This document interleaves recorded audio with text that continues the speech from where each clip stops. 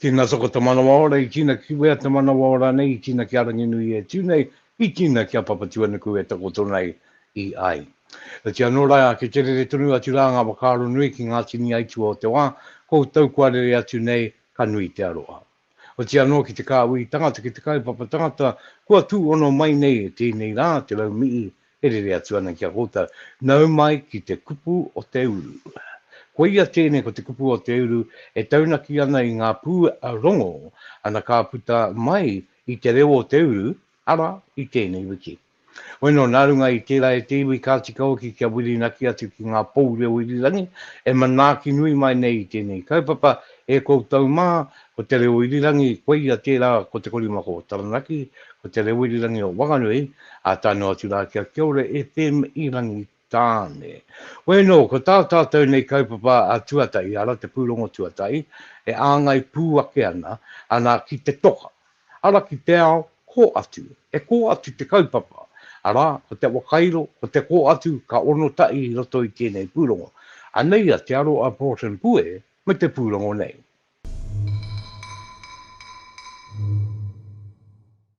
E toka atu nei ko te kupenga tangata I tēnei te kaupapa, te kupenga stone sculpture, ko te tārai toka, tōna kaupapa. Utonu mai mo tēnei Pūrongo.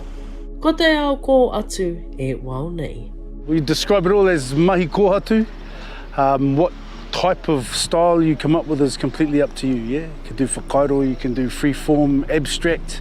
We've got realism going on here, so it's totally up to the artist. What tools you have and what capabilities and vision that you bring to your mahi. Kua roa nei te kaupapa o te Kupenga Stone Sculpture Society, e wo rāna. Ko te puna waianga e wakairo ana I ngā mai ko atu, te I o na kaupapa. The learning curve here is I have the advantage of so much experience and meet some amazing people, and I've met some amazing wahine that make me realise that I can do this because they're doing this, and I just thought it was just a male-dominated area, but it isn't. And the whole essence about it is something hard, the more you do it, becomes soft. E ka ui mātanga ka ui tauira oki, e wānanga ana I ngā kawa me ngā tikanga o te wakairo ko atu. Ka toka I te manawa ora o te ao ko atu ki te ao uri uri. Been doing this for maybe 2 years. My piece is probably the 4th time I've touched this medium, definitely the first time in this scale. And then a couple years before that I started on pounamu and bone. So all up about 4 years that I've been doing this art form. So at the moment I'm trying to bite off a bunch and I don't know if I can chew it yet, but I'm aiming for the realism.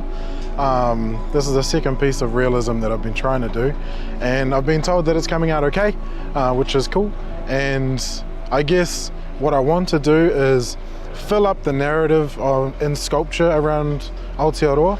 We see a lot of European influenced sculptures, a lot of Pākehā that are depicted, not as much in Māoridom in the centre of the city. And I just think that when an artist is able to portray things that tell another side of the pūrākau that we know so well, I think it'll really fill Aotearoa with a more balanced perspective of things that have happened and what people have done and so forth. Kua rua taua ka raiti ana e wai ana I e nei mai. Ko tana wainga nui, kia ngana ki te wakatoka I ngā kōrero pūrākau, kia waia ko te katoa, kia tātou kōrero maroto I ngā maitoi. I've had a lot of people on my shoulder and a lot of people have given me really solid advice. And one of them said, in 50 years time, what do you want our rangatahi to be looking at? How do you want them to be inspired? And I'd really like them to stand staunch in their stories and not fold, not give in to anything else telling them who to be or what to carve or things like that. And if I can have a little drop in the bucket with my influence through my art, then I think I'm winning. Ko te āki nui a ka raiti ana ma te unga rangata I e wai mai ana, kia māia, kia pakari te tū I roto I e nei mai. Aroha Broughton pue, te reo o te uru.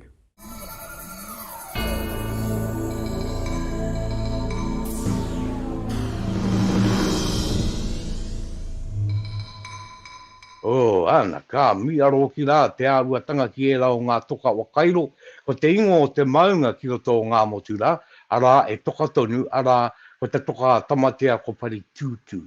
Awe anora, kua kite ake rā tātou i roto i tēnei pūrongo, te nui o te kai ngākau, o ngā kai wakairo ki tēnei taonga ki te kō atu, e wakairo tiana i ngā āhuatanga maa. Kai roto rai e rau ngā āhua, te nui o ki o ngā kōrero, ara o te ao kō atu, au te anō ana o tēnei ao tonu. E taonga tēnei te kō atu ki tōku mōio, koira te wakairo tanga tuatai, i wakairo tiai e o tātou mātua. I mua atu o te wakairo i te rākau me te kōiwi, ko te kō atu. Te o ngā tino taonga, ara, no te ao kō atu, ana i puta mai ai i ngā tupuna o muara. No reira kia kōtau ngā kai tārai, ara i ngā kō atu, e pupuru ana i roto i ngā kō atu, ko ngā kōrero, ko ngā pūrākau, ko ngā āhuatanga o mua, me ngā āhuatanga o nāenei, kāre kore, ko ngā āhuatanga o te ao pōpō. No reira nā runga i tērā, tēnā rawa atu kōtau e kai wakairo mā. Ara, tēnā toka te Manu Arataki. Nā runga i tērā e te iwi koira tērā o ngā pūrongo tuatai. Kia mā witi ake rā te aere, ana o tēnei o te manu a kōrero nei, kia tāia ke ara ki te rio o te roe o te manawa tū ki te oro wenua. Tērā ia te i ware, e ware manaki, e ware āuru, e ware tautiaki i te tangata, e kia nei ko te koha shared ki toko maru. Toko maru e wāhi iti tēnei. Toko maru he tāone. Engari, ko te aro anui i pau tēnei o ngā ware, ara te koha shared e te ai, e te ringa nanakia e ai ki ngā kōrero. A nei rā te mai iwi, me tēnei o ngā pūrongo.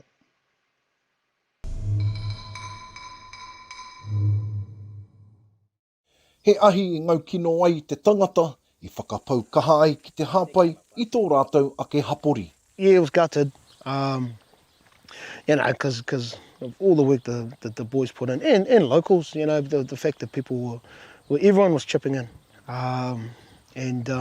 Yeah, I was angry initially, but just real gutted, real sad for the crew. I sort of took a big chunk out of the heart, bro, like it was deep. You know, I was devastated to hear that, you know, all our hard mahi and, you know, the community can't have access to what was there now. But, you know, as Lau said before, you know, we want to help. You know, we're not out to be vigilantes or anything like that. We're out here to help, you know, so whoever did do it, you know, if you want some help, just call out. He kaupapa mā te hapori te kaupapa o te koha shared. I whakatōpū tahi ai i te hapori ki te hanga, i te whare me te whakaki i ona kāpata. And heaps of locals, like once it kicked off, the local support for it was awesome. You know, heaps of people would come through and kind of just take what they needed or drop stuff off. You know, and so yeah, it just kind of grew from there. It was always for us boys, it was always our intention to try and keep it as low key as we could. You know, and so locals, if you're from Tokomaru, you knew about it because we put it on the page, but outside of that, we just, if you weren't from here, then, you know, the only way you'd ever find out about it is if you touch base with someone from out here. I te wā i tupu haere ngā pēhitanga o te noho rāhui, ka tū ko te koha shared hei wāhi āhuru, mā te hapori ki te whakawhiti kōrero, ki a rātou anō, i a rātou e whakapakariti rana ana. Obviously when COVID first hit and we were, you know, trying to help the elderly and the immune compromised in the community that, you know, so they didn't have to go to town and put themselves at risk, and, you know, it was all about, yeah, the community, bro, and how we could help people here. And all the boys, you know, chucked this together and it was, yeah, it was awesome, bro. You know, it was, you know, the community really jumped on board, and that's what we're all about though, bro, in this community is, you know, there's no one down here or no one up here, we're all in here, bro. And, you know, and that's the community love that you get from this place. I te wiki, i kaingia katoa te koha shared me ona koha katoa e te ahi. E haere tonu ana ngā whakatewhatewhanga ki roto i te take, nā wai, nā te aha rānei i tahuna ai i te ahi. He wai, aha kua tērā, e ko ke whakamua tonu ana te rōpū nei ki te hanga he whare hou, e ahei tonu ai te kaupapa te haere tonu. It's brought the community back together, bro, like, you know, a lot closer, and, you know, everyone's sort of helping everyone out, and it's really been a massive change in the community, because it was a bit of a dull spot where everyone was sort of just doing their own thing, and then the old kai shed or awhi shed, kicked off, and everyone was on board. So it was really cool to see that the whole community was back as a tight-knit community. At that initial meeting, we did talk about security and how, because we're all locals and we know we got rat bags. We know the rat bags in the village, and so we figured, well, what's one of those ways we can kind of keep it safe? And we did actually talk about a camera back then, but at the time we for us it was more about there's a lot of whakama, people actually coming to the kai shed. I guess that's why we chose to have it here, because it's pretty discreet. People can just rock up whenever. Ka hui tahi te tira nei he ngā rangi whakatā ki te ata matapaki, i te rautaki ki te hanga he whare hou. Ko te manoko ia, ka whakatū i te whare hou, hei te rua wiki e tū mai nei. Te mehemi te reo o te uru.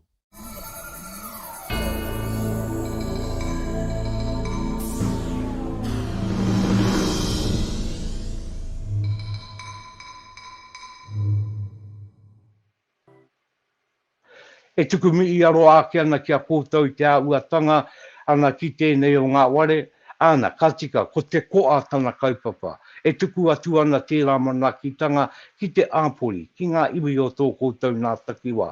Me te rongo ake ana ka kua o ki te ngākau te āhuatanga, hei te wakatūngi anō te i ware, i roto i te rua wiki, e ai ki te Pūrongo nei, ka tika rā tērā. Ana kia tū anō rā tērā ware, hei pou ware, ana mo te iti, mo te rai. No reira tēnā rawa ati rā koutou, tō koutou māia ki te mai ngātai mo tangata kē. Ana e tino ko a tērā, no te watu manawa o te tangata.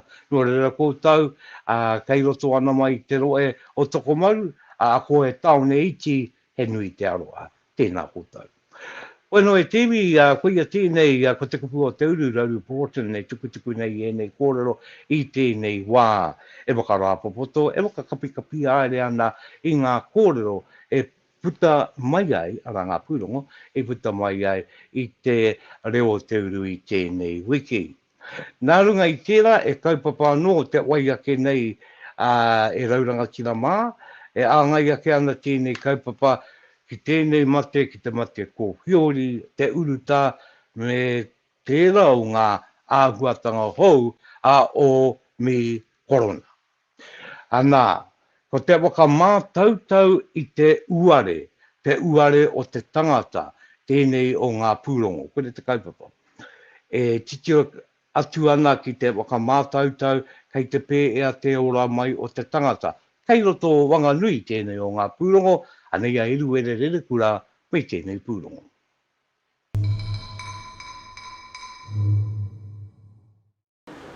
Nau mai ki te pokapū wānau manaaki o Inspire, te wai e wakataki ana e te rōpū o tūpoo, kia wakamātauri a uare ngā tāngata mo te mate ko whiori. Eita ken mea ko te mea nui, kia māmā te wakamātautau mo ngā tāngata katoa. Mama nohi o tēnei wakamātautau, saliva, me ki, kei te moi o tātou katoa, te wakamātautau, haere ki roto te iu, o tira tēnei wakatautau o te saliva, he mama nohi o. Kore he mai, no reira te tūmanako nei, ka hara mai,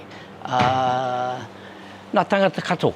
A lot of the feedback has been that it is incredibly uncomfortable, the nasopharyngeal, and having a test available with equal accuracy to the nasopharyngeal and being non-invasive seems to be a lot of the benefits of choosing to have a saliva test. I tēnei wā tonu, kaore anō tētei tangata i roto i Wanganui nei, kia pāngia e te mate uruta. Engari, tārea te wā, i ai ki ngā matakite, ka piki ake ngā nama me ngā wakamātautau. Te menu kia mātau nei, e haere ki ngā kokana katoa o tō tātou hāpori, hei hoatu kia rātou, kia tātou katoa, nā tangata o tēnei, nā uri o tēnei hāpuri, hei aha, hei āwhina, hei tautoko tea, o rātou a wangawango e pāna ki tēnei mate e tēnei nāngara e wangi a tātou me ki huri no te motu nei o Aotearoa. Ko tētai o ngā ua pai o te wakamātautau a uare, e wawe te kite me e mea aira nei kua pāngia koe e te mate kōwhiori. A lot of our testing has come back within sort of the 6 to 8 hours. We do tell people that it's a 24-hour turnaround, but again, it just depends on how busy the lab is. But it seems to be consistently coming back within that 6 to 8 hour period. Ko kāre anō, e hara mai tēnei mate tēnei nangara e roto o tātou hāpuri, o tira te mea nui tēnei wā, kia rere nā mea katoa e pāna ki tēnei mate. Ko te oranga nui tētai atu rōpū a iwi, e wā toro ana ki te āpori, ki ngā wāi, kaore anō te nuinga o ngā taupori, kia wero ia. I tēnei wā kei te ātatitiro ki ngā wahanga o te hāpori nei, kia mōhio kei hea ngā wāhi ka wakarite mātou tētei rōpū ki te haere ki tērā wahanga o te hāpori. I te mutu ngai o ko te waenga nui, kia piki ake te nui o te āpori Māori o Wanganui i roto i ngā weroanga rongoa ārai ma te kōwhiori. Iriwere rerukura, te reo o te uru.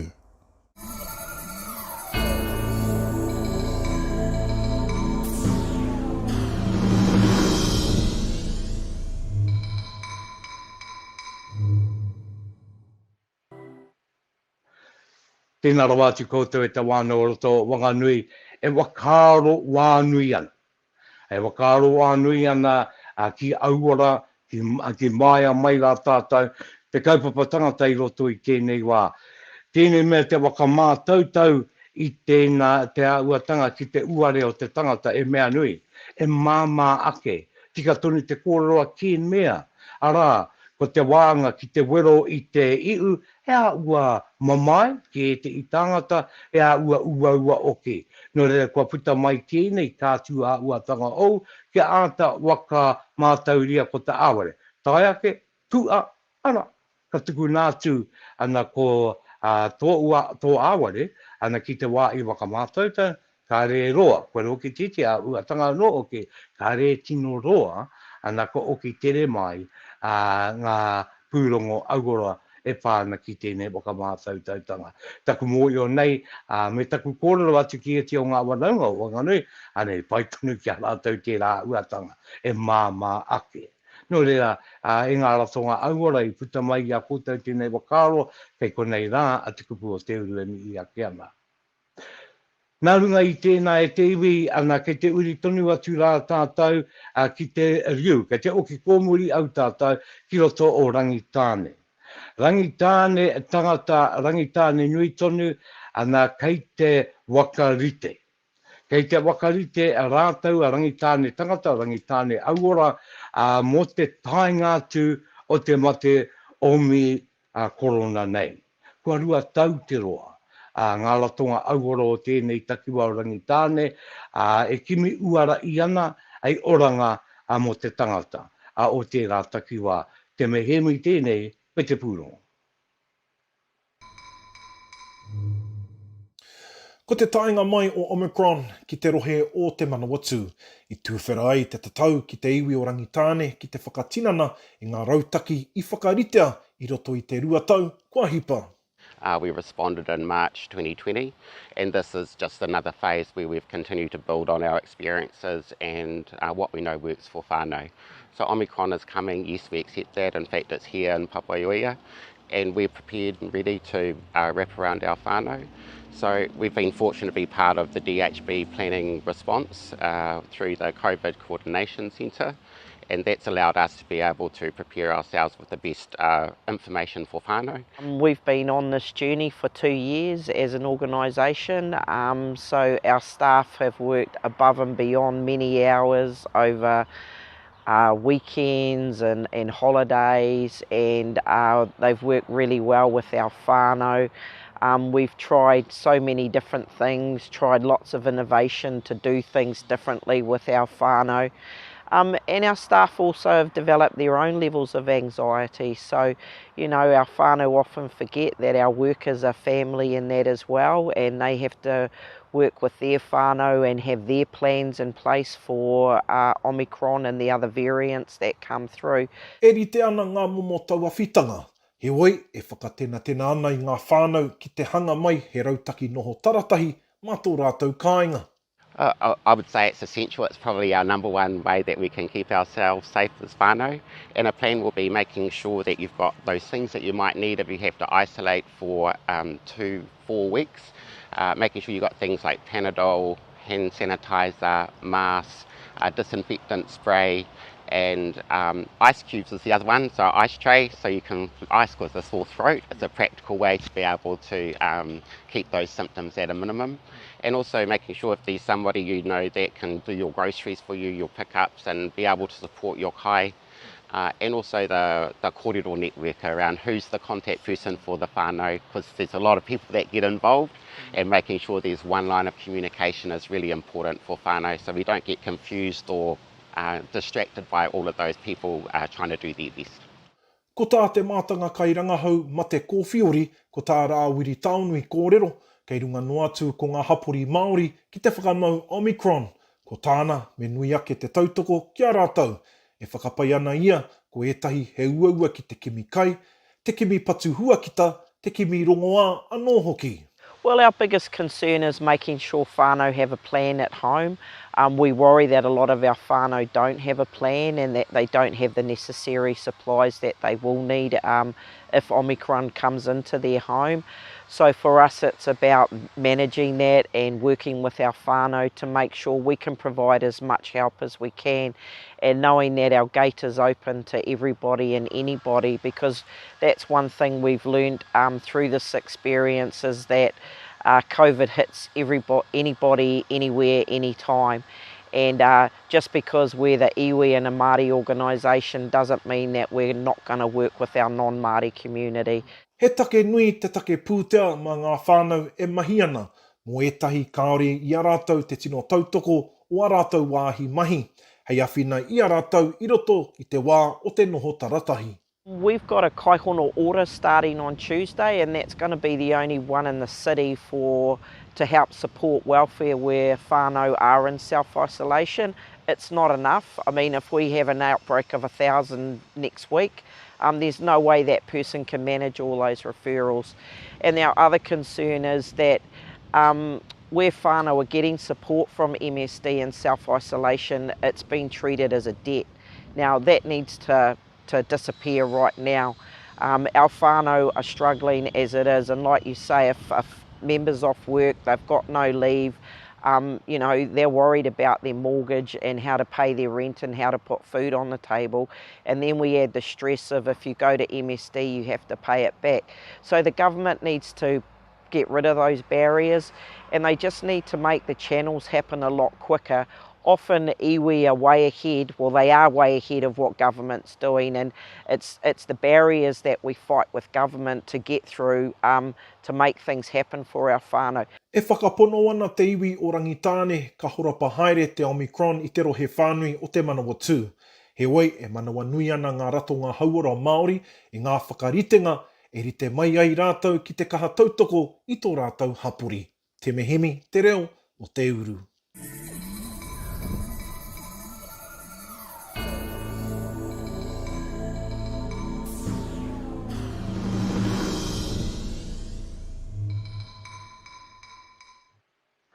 E tema tēnā koe i tō Pūrongo e hoa, ka karawete rā. Taku pai ki tēnei Pūrongo e tātou mā ko te wāanga ki te wakarite. Ko te wāanga ki te wakaronui, ki te āpori katoa ki ngā iwi katoa e no o ana ki roto rangi tāne. Tika tonu, e rua tau te roa e wakarite ana kia paia i tā te mea ka tau te mate uruta korona o korona ranei ki te tangata ana me ere te tangata ki te kāinga. Koe rā uitia ia no o taratai. Ko tēti o ngā mate o tērā kāre he wā i ai are ki te mai. No re ara e te hitai mahatanga kātau, e iti te pūtea. A me era, kāre taia pēnā he tangata kotahi. Kāre taia ia te puta atu ki te hoko kai mana, ina kei te māwiwi aia. E rā āhuatanga. No reira, kei reira tēti kai hono, ara te i runga i ngā koroa te Pūrongo, te kai hono, hei manaki e rā tangata, hare atu ki te kite atu kei te pēhea, e hanga rongoa, e hanga huarahi, ai whai oranga. E ki te ake ana kōtau, rangi tāne ki te wenua, ko te tini wetu anō ki te rangi, mihi atu ana ki a kōtau, ai tēnei wakaro, nui no kōtau ki te mai ngātai, ara me ngaiwi o te anō te āpori katoa. Tēnei ma te urita e ngau nei a tātai. Wai no rā e te iwi koeira, ko ngā Pūrongo, kua puta mai rā i te reo o te uru, anei te wāanga wakakapi, kua wakakapi kapingia, e nei kōrero katoa. No rere kia kōtau te unga i tuku kōrero mai, kia kōtau rā i toha kōrero mai, tēnā rawa atu kōtau. E mihi ake ana a te reo o te uru me te kupu o te uru kia kōtau katoa. E te iwi nui tonu mai uta mai tai. Kia kaha ki te mātakitaki te reo o te uru ia wiki. Mane ki te taite. Nā runga i tērā e te māngai pāho, tēnā o ki kōtau.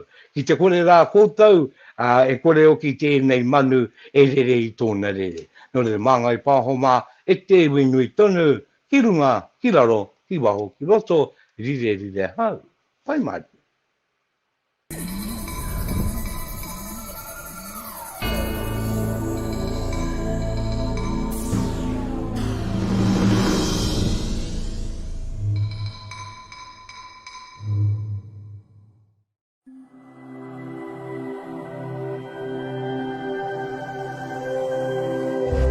Ko te reo